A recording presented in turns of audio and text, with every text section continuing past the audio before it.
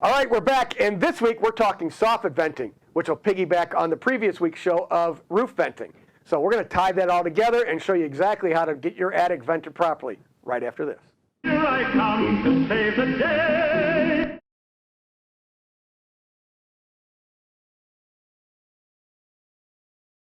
All right, we're back, and this week we're going to talk about soffit venting, and make sure you hit that subscribe button, click the bell, and then leave us a note down below if you want to have any questions for Rich, because Rich loves getting questions. And of course, you can always just send him an email, rich@mightyhouse.net, and he'll get back to you with answers, I'm sure. And that is spelled R-O-N at mightyhouse.net. I just pronounce it as Rich. It's spelled R-O-N. All right. All right, so soffit vents. These are the roof vents, but let's go to the soffit vent. And how do we calculate that? The same calculation from last week? Yes, it's the same theory. So on for your attic space, you take the floor area of the attic, the square footage, and you convert it based on your ceiling. If you have a vapor barrier, a fairly tight ceiling, then you're going to go 1 square foot of venting for every 300 square feet of attic space. If it's a very open ceiling, then you're going to want to get a little bit more venting, like probably 1 square foot for every 150. Now, we didn't talk about this last week, but it did just pop in my small brain. Ding. Yeah, that was about what it did. So people might ask, why does it matter if I vent more because I don't have a vapor barrier? Okay. So in your house, you might have, I don't know, 2, 3 people. 4, You 5. might have some, you might have some aminals. Right. Some dogs and cats and, all that. Sure. If you have aquariums, and then even worse, if you guys shower. Oh, yeah. Bathe. How about cook? Yeah. Pasta. You boil that pasta. In a house? In a house. In a Barbaric. house. Yes. So what the point is that if you have all this extra humidity in your house because of the number of people in your activity, if you do not have a good vapor barrier at your ceiling, all of that moisture, it migrates to the attic. Yep. If your attic is not properly vented, that gets trapped up there. And particularly in the winter, you have a lot of frost buildup on the bottom of the plywood. Yep. And in the summer, you can actually get mold growth because it's going to get up in there and kind of get trapped. Right. So that's why the difference for unvented versus vented, So let's talk about soffit vents. So now we said 1 square foot for every 300 square feet of attic space. Now we want to divide that by 2. Okay. So the example we used last week was 1,500 square foot house. Right. Divided by 300 square feet. Yep. 5 square feet of venting. So I need 2.5 on the roof and 2.5 in the soffits. And I mentioned this last week. We're looking for convection currents. Right. Warm air rises, warm moist air rises, right? So you want the air from the soffits to go up, follow the roof, and then out the roof vent. And what that does, it takes out excess moisture, it takes out excess heat, and then it leaves your house cooler. Correct. But there's still tricks to it. So the most common type of soffit vent that you're going to see, look at that, are these slotted panels for an aluminum soffit. Yep, right. This in is here. probably most new homes are going to have this under them. Right. Under their soffit. And you can see it's just got perforated sections in it. And this has a lot of perforated sections in it, but some will just have every 4th or 5th one will be a perforated vent. Yeah, the ones we used to use were you bought solid panels and perforated panels, and then you'd put in every 3rd or 4th, like you said, you put in 3 solid panels, then a perforated panel, and then keep going. Right. Now, if this is a new house with no plywood on the soffits, then this is probably more than adequate. The problem is if your house was remodeled, and I'm not saying just as bad as a flip, but back in the day, you want that maintenance-free exterior. We were running a deal on soffit, aluminum soffit and fascia. Yeah. The problem is they put these soffit panels up and there's no hole above them in the plywood. Right. The plywood that's underneath that or above that won't have any holes in it. So even though this is vented, it doesn't go any further than between the aluminum soffit and the wood soffit you've got underneath it. So if you're having these installed, you need to make sure you're drilling holes in that plywood soffit to allow that air to fully get up into the attic. And so that's a big part of this. You got to make sure there's holes in the soffits for that airflow to make it into the roof structure, into the attic. So what's our next one there? Next up, we have these. That's kind of old school. That looks like an unpainted wall register for HVAC system. Yep. But seriously, back in the day, I mean, that's like an 8x16 soffit vent. It had a little piece of screening on the backside to keep the big bugs out. Right. And then they actually went to smaller ones that were about 4x16. They were a little nicer, but we went to narrower soffits. Problem with these twofold. One, the screens tend to get messed up from not just the outside with dirt flying up into them, but even loose insulation in the attic falling on them and then clogging them and then restricting airflow. So those never did work more than a couple, 3 years. Right. And they were always a problem. And again, we're assuming that whoever installed these on your plywood soffit actually cut this out behind here. Because more than once I have taken these down and seen there is nothing. There's not even a hole behind it. They just nailed them up because you asked for soffit vents, so they put the vent on. But they didn't bother cutting the hole in behind it. How is that not a gable? It's still a hole in your attic with a vent in front of it. The gable, meaning the wall, the triangle part of your roof, that's the gable vent that's on the side. This is the soffit that's underneath. Oh, okay. So it might look similar. Where these guys are. Yes. And instead of it would. Go ahead, Rich. No, it's just that those were built. Those were the type of vents that were installed prior to perforated aluminum soffits. Gotcha. So it was not unusual for us to take 8-foot pieces of plywood. And we'd cut in the center of each sheet an 8x16 hole, actually 7x15. Right. Because that's an 8x16 vent. Yep. But we'd cut a hole in the center of every panel. You throw it up and you throw that up in there and you'd put that on there. Right. Oh. And then the painter would come along and he'd spray 3 coats of paint in it and close it. So you can see why we're saying, I mean, it sounds facetious, but the truth is these things didn't work because the next trade didn't care or understand why they were there. Right. Why they were there and what impact they were having on them by filling them with paint, ripping them out, not putting holes behind them, whatever. Right. So that went bye-bye with the Dodo. And then we went to the aluminum soffit panels, which we showed the previous, but there's still other options. What do we got next there, Sonar? Ah, my favorite. A continuous soffit vent. See, now that just goes right through there. There's holes all the way down, nice and even all the way through there. And that's a really good system as well. Yes. I mean, you're venting all the roof. So when we talk about roof venting, and actually I'm going to cheat a little, there's a photo that's going to come up at the end of this that's going to give you that path. But where would you use a continuous soffit vent most? Would be in a hip roof. Mm-hmm.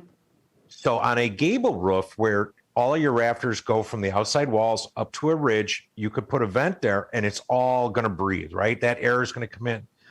But when you have a hip roof, you have the hips coming down and then you have jack rafters coming into those. Those don't breathe because the air is being blocked by the jack rafters hitting the hips. Right. So that's why the continuous soffit vent is so much better than doing parts. But you should also actually drill the rafters, which we used to do. But that's somewhere else. Uh-huh.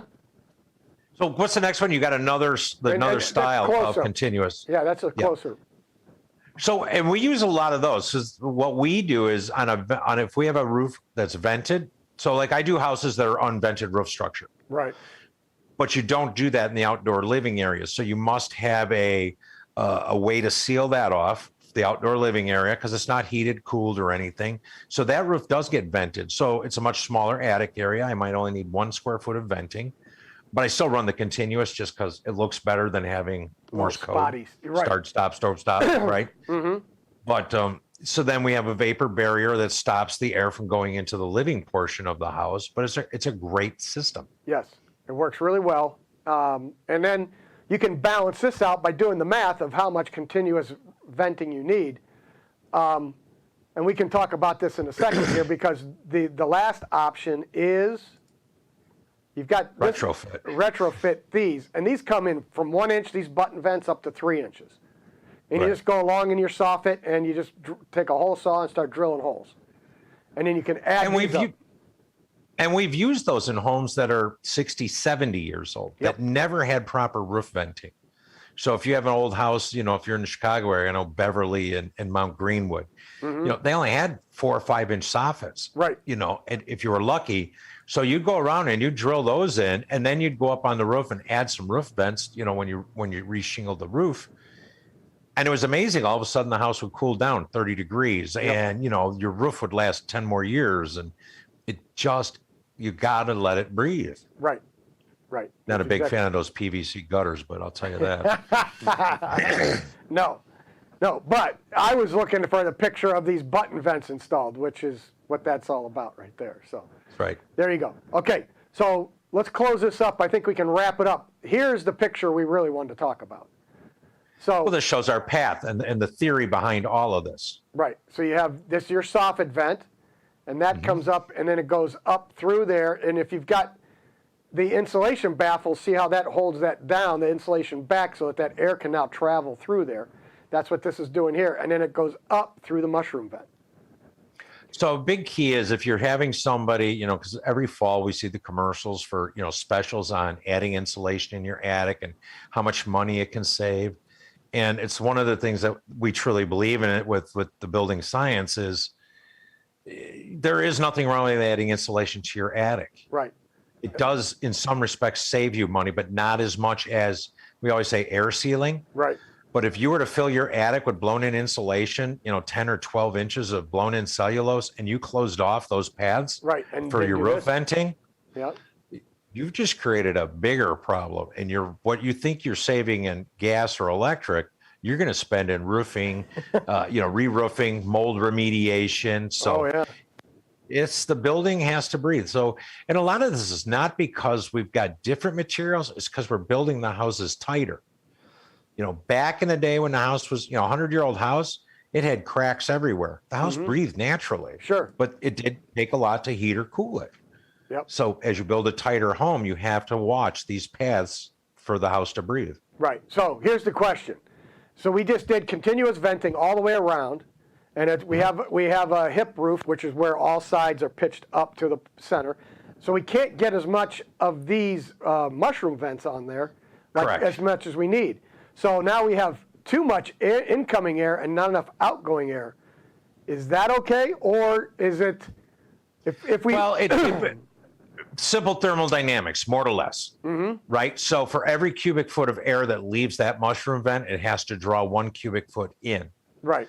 So if you don't have enough on the top where the mushroom vent's trying to go out, it's actually probably not as bad as not having enough in the soffit. Because if you don't have enough in the soffit and that roof vent's hot, the attic's warm, it's going to draw the air right out of your house. Which was my to next make question. up that air. That's where I was going with it. So if you had too many roof vents, not enough soffit, where does To it? suck the air out of your house. That's right. So all that money you've just spent on heating and cooling is going right through the roof. And your conditioned air is because your house was never air sealed to begin with. So hopefully if you've watched us for quite some time and you've seen some of the shows and you understand the air sealing versus insulation and proper path for venting, I think you'll understand why those things are so critical and so interconnected. Yes. Yeah, one does affect the other. So you can have Absolutely. you can have more soffit venting, and that's okay, versus the amount of roof venting. So Correct. That's kind of where I was going with those questions, just to make sure, because we're both saying, soffit vents are great, but if you do the math, you may have way too much soffit vent and not enough roof vent, but that's okay because you're still Versus the other way around. correct. And that's really the key here. So you want to make sure that this all breathes and works really well. That'll keep your roof dry, keep your shingles, make them last the full lifetime of their warranty, and you end up with a good solid product over the life of your home. So, and before you close this out, the last thing I'm going to do as a parting shot is that if you have bath fans or anything Attic fans? that are vented into your attic, if you're going to be doing a new roof or a remodel or something, get those things vented directly to soffits or roof jacks through the roof. Do no longer, You know, and I mean, I'm guilty of it. Back in my day when I was framing and stuff, we just took bath fans and we'd put them right next to a mushroom vent. Sure. Or not You know, even. And while you're Just let while 'em you're roll. showering and you got that fan going and that attic is getting cold, we'd throw that frost all over your roof. Right. You know, well, we learned, you know, Yes. so we don't stand here and say that's how we always did it. I'm guilty of it.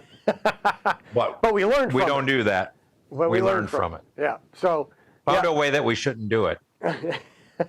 exactly. So, all right. So hopefully you've learned a little bit more about attic venting and how to properly set it up, how to calculate it. And next time you won't have all those mold issues and right. condensation problems, Curled shingles and all that fun stuff. So with that, keep it square and level. until next time. Until next time. There you go. You just needed a practice. I needed a practice That's all one. it was. Yeah. I don't know. I don't know. I don't know. I should be able to do it. I've only been doing it for 15 years. Get a Sharpie, write it on Did your we hand. did we Yeah, do there you those go. under 4 hours?